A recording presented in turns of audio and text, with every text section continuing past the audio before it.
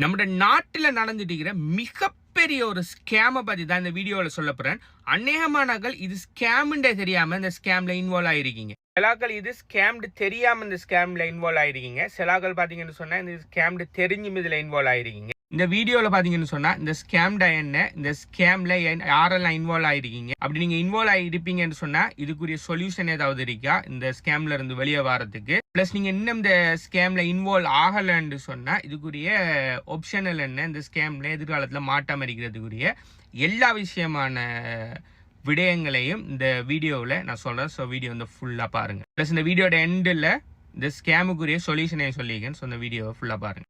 Okay, இந்த ஸ்கேமை பார்த்தீங்கன்னு சொன்னா மில்லியன்ஸ்லயோ பில்லியன்ஸ்லயோ நடக்கிற ஸ்கேம் இல்லை. இந்த ஸ்கேம்ட டோட்டல் மார்க்கெட் கேப் பார்த்தீங்கன்னு சொன்னா 27 ட்ரில்லியன், டி வித் ட்ரில்லியன். இப்போ 27ஓட நின்றுமான்னு பார்த்தீங்கன்னு சொன்னா 27ஓட நிக்கல. ஏன்னு சொன்னா இதுக்கு சப்ளை கேப்பை இருக்காது. சப்ளை கேப்பை இல்லாம கண்டினியூஸா இந்த ஸ்கேம் வெளியில வந்துட்டே இருக்கு. ஸோ இப்போ கரண்டா இதுல மார்க்கெட் கேப் பார்த்தீங்கன்னு சொன்னா 27 ட்ரில்லியன். இந்த ஸ்கேமை ரன் பண்ற யாருன்னு பார்த்தீங்கன்னு சொன்னா ஒரே ஒரு நோட் மட்டும் ரன் பண்றாங்க.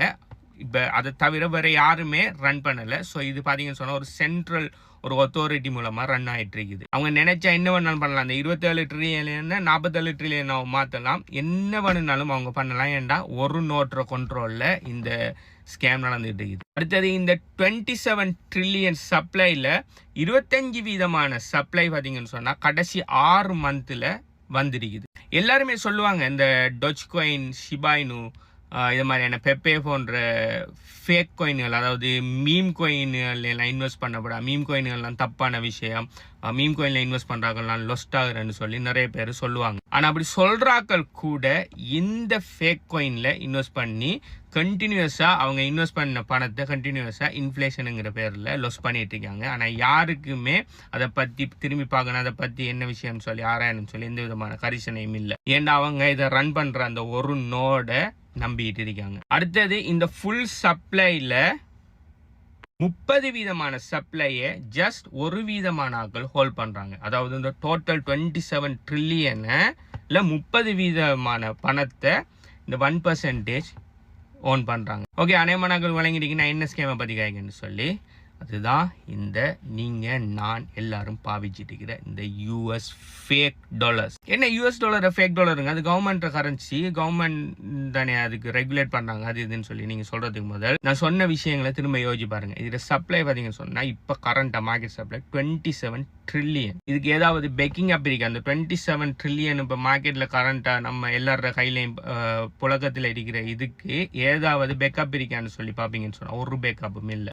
1971 முதல் பாத்தீங்கன்னு சொன்னா கோல்ட அவங்க ட்ரெஷரியில வச்சு தான் இந்த ஃபேக் பேப்பர் கரன்சியில், அந்த டைம்ல இது ஃபேக்கா இல்ல, அந்த டைம்ல பேப்பர் கரன்சியில பிரிண்ட் பண்ணிட்டு இருந்தாங்க. அதுக்கப்புறம் 1971 அவங்களால அதிகளவான பணத்தை பிரிண்ட் பண்ண முடியலைங்கிற காரணத்தால என்ன பண்ணாங்கன்னு சொன்னா அந்த பேக்கப்பை எடுத்து விட்டுட்டு அவங்க நினைச்ச மாதிரி கவர்மெண்ட் ட்ரஸ்ட்களை வச்சு பிரிண்ட் பண்ண ஆரம்பிச்சாங்க. அப்படி 1971 ஆரம்பிச்ச இந்த பிரமிட் ஸ்கீம் பாத்தீங்கன்னு சொன்னா இன்றைக்கு வரைக்கும் நம்ம எல்லாருக்குள்ளாலையும் இது நடந்துட்டு இருக்குது. இன்னும் இது ஒரு பிரமிட் ஸ்கீம்னு சொல்லின ஒரு போதிய அளவான அறிவு கூட இல்லாமல் நம்ம எல்லாருமே இதுல இன்வால்வ் ஆகி பாவிச்சிட்டு இருக்கிறோம். ஸோ ஓகே, இவ்வளோ காலத்துக்கு இது ஒரு ஸ்கேம்டு தெரியாமல் நீங்கள் இதில் இன்வால்வ் ஆகிட்டீங்க, பிரச்சனை இல்லை.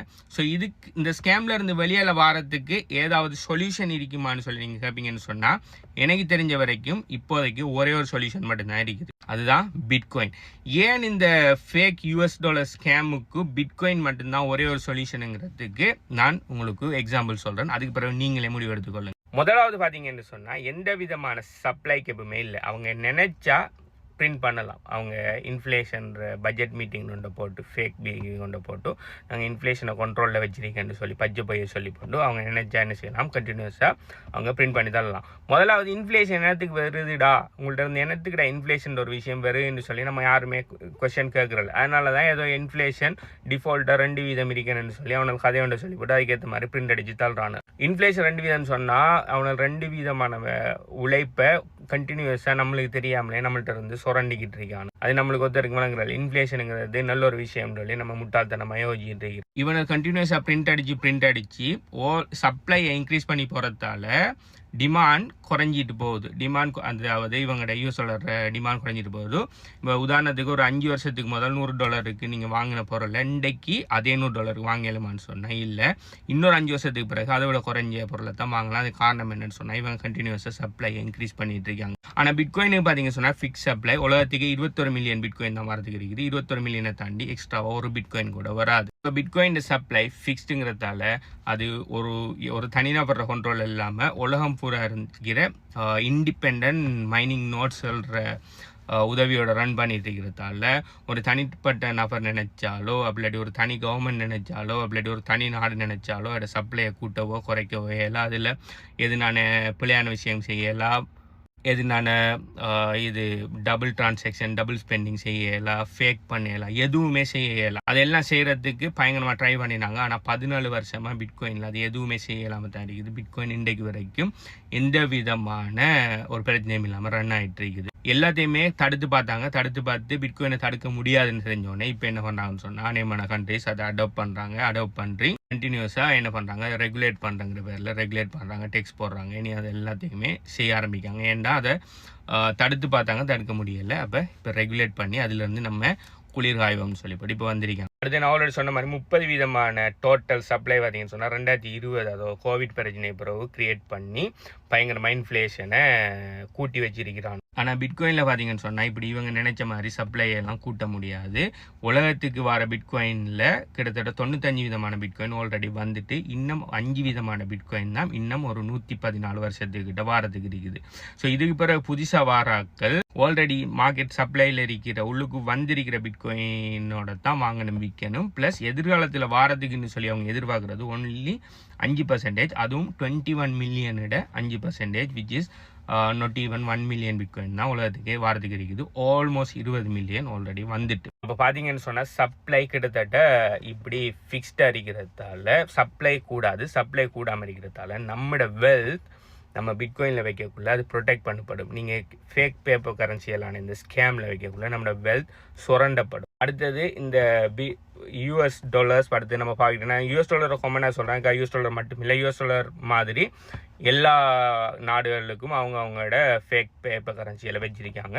ஸோ இது எல்லாமே யார் கண்ட்ரோல் பண்ணுவாங்கன்னு சொன்னால் அந்த நாட்டு கவர்மெண்ட்டும் அந்த நாட்டு பேங்க்ஸுகளும் கண்ட்ரோல் பண்ணுவாங்க. இந்த கவர்மெண்ட்டை ஏதோ நீங்கள் தான் எலெக்ட் பண்ணி எடுத்திருந்தாலும் அந்த பேங்கர்ஸை நீங்கள் எலெக்ட் பண்ணி எடுக்கல. ஸோ மக்களுக்காக அவங்க பிரதிநிதியான்னு கேட்டால் இல்லை, அன்எலெக்டட் பேங்கர்ஸ் இந்த ஃபேக் பேப்பர் கரன்சியில் இந்த பிரமிட் ஸ்கீமை கண்ட்ரோல் பண்ணிட்டு இருக்காங்க. ஆனால் பிட்காயினை யார் கண்ட்ரோல் பண்ணணும்னு சொன்னால் யாருமே ஒரு சென்ட்ரல் அத்தாரிட்டி கண்ட்ரோல் பண்ணலை. உங்களை என்னை மாதிரி சாதாரண பிட்காயின் நோட் ரன்னர்ஸ் அண்ட் மைனர்ஸோட கண்ட்ரோல் பண்ணப்பட்டு இருக்குது.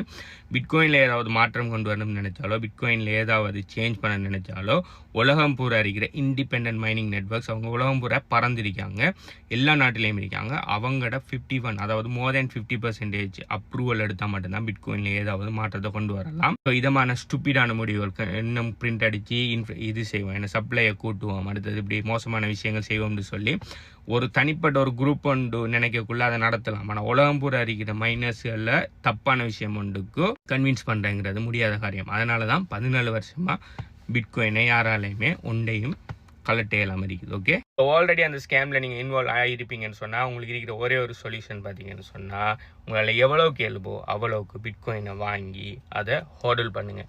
இன்றைக்கு வாங்கி நாளை விற்கணுங்கிற அந்த ஃபேக் ட்ரேடிங் மைண்ட் செட்டில் போகாமல் கேம்பிளிங் மைண்ட் செட்டில் போகாமல் எவ்வளோக்கு எவ்வளோ பிட்காயினை DCM முறையில் அக்யூமுலேட் பண்ணுங்கள். நீங்கள் முழு பிட்காயினை தான் வாங்கன்னு சொல்லி எந்த விஷயம் இல்லை. உங்களுக்கு எவ்வளோ இருக்குது, ஒரு 5000 இருக்குது, 10,000 இருக்குன்னு சொன்னால் அதுக்கே நீங்கள் பிட்காயின் வாங்கலாம். உங்களுக்கு 0.00 சம்திங் கிடைக்கும். நாளைக்கு இந்த ஃபேக் கரன்சியெல்லாம் நாளைக்கு பபுள் ஆகி இல்லாமல் போகக்குள்ள உங்களை இருக்கிற பிட்காயின் தான் உங்களை காப்பாற்று. இதை பற்றி நீங்கள் என்ன நினைக்கிறீங்கிறத கீழே கமெண்ட் பண்ணுங்கள். ப்ளஸ் இந்த பிட்காயின் கிரிப்டோ கரன்சி சம்மந்தமாக பேசிக்கில் இருந்து 100% ஃப்ரீயாக படிக்கணும்னு சொல்லி நினைப்பீங்கன்னு சொன்னால் HBU கம்யூனிட்டியில் எல்லாத்தையுமே ஃப்ரீயாக படித்து கொடுத்துருக்கிறேன். அது சம்மந்தமான மேலே டீட்டெயில்ஸ் வேணும்னு சொன்னால் இந்த வீடியோ பார்த்துட்டு டைம் இந்த வீடியோ எத்தனை லைக் இருக்கிறத கீழே கமெண்ட் பண்ணுங்கள். சம்மந்தமான மேலே டீட்டெயில்ஸ் தான். பை.